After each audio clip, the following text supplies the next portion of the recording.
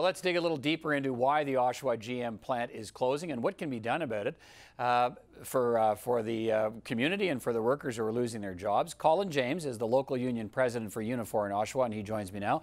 Mr. James, thanks for taking time to speak with me on a pretty dark day for the auto industry in this country, but I appreciate you taking the time.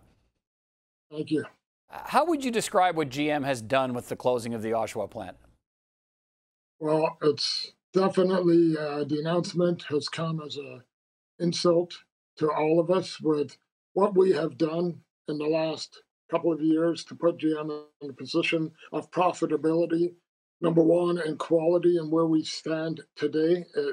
It's basically betrayal to all of our members for the position that put GM in, and the message that it sends is, we're number one in quality, number one in productivity, but yet that is not good enough. I don't think there's anything else we can do as leadership and our members.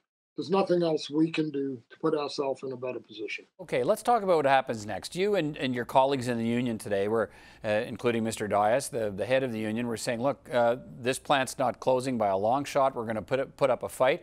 And yet we're hearing from political leaders, they seem to be suggesting that, look, the closing is a fait accompli. There's nothing we can do. Let's talk about what we do for workers. So there seems to be a bit of a disconnect there. You say the plant can be saved. How so?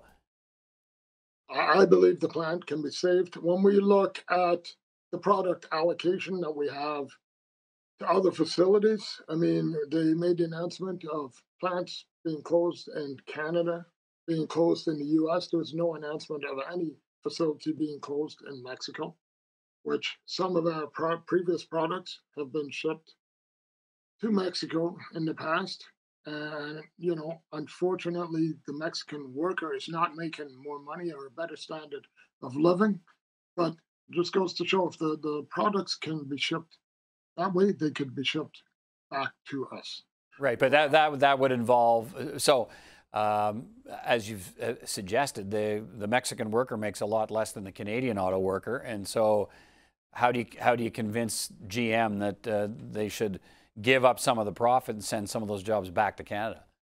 Well, and that's not the way it's been framed in their announcement. The way it's been framed is they're moving more into automated vehicles. Mm-hmm. So any vehicle or any product that comes to the Oshawa facility, we've proved time and time again, we can build anything, and we should be a part of that. Rather than closing our facility, we should be talking about what we can do to keep our facility alive. It is not just the General Motors members. We also represent thousands of members in our supply chain and in the community. They'll have a devastating impact on our community.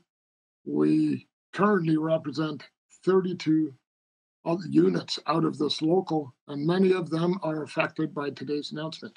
What is this going to do to the community of Oshawa, do you think?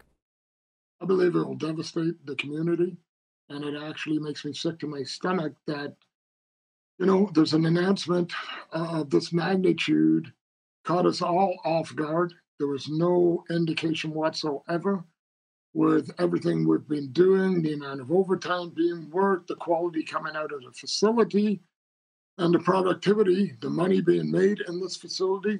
I mean, in my mind, it's corporate greed. So let's explore that possibility then. If you think the Oshawa plant should be part of the next wave of development and production for General Motors, namely electric cars, low emission vehicles, and driverless cars, what would have to happen to that plant for you to get a piece of that? Wouldn't it have to be retooled all over again? Yes, absolutely. They'd have to spend money, and there'd have to be a discussion. But the announcement yesterday, or today, I should say, there was no discussion there.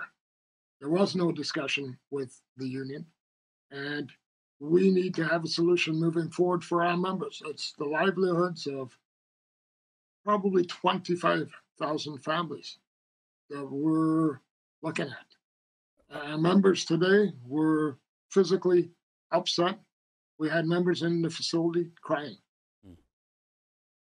Are you concerned when you hear both the Premier of Ontario and the federal government representatives saying, look, Now it's about supporting workers because, you know, they seem to be talking like and I touched on this earlier, they seem to be talking as if the plant's closed. That decision's been made. It's time to move on and figure out what else we can do for workers. Are you concerned that means they might not be 100% behind you in your fight to try and save the plant? Well, I mean, Doug Fort's announcement today really did talk like the plant was already closed. But as leadership and for our members, we're going to fight to keep that plant open another day. We've been in this position many times. I bargained in 2016. We were in the same position and we came out with a solution. We had a commitment that we'd have an agreement for 4 years. We have a no closure clause in our agreement. So in our mind, we bargained in good faith to save our plant and have 4 years for our members. Our members have been working overtime. Our members in our supplier plants have been doing whatever's needed to be done to keep General Motors alive and in a good, profitable position. Mr. Dias suggested in his remarks today that maybe Canadians should send a message to General Motors by not rewarding General Motors if it's going to take jobs out of Canada. It seemed to me like he was talking about calling on Canadians to boycott GM products. Is that what you're saying? No, but I know a lot of our membership and some of our people in the community really believe that, you know, the company has turned their back on them. General Motors has a 100-year history in the city of Oshawa, and General Motors needs to remember that they did not build Oshawa. The citizens of Oshawa built General Motors.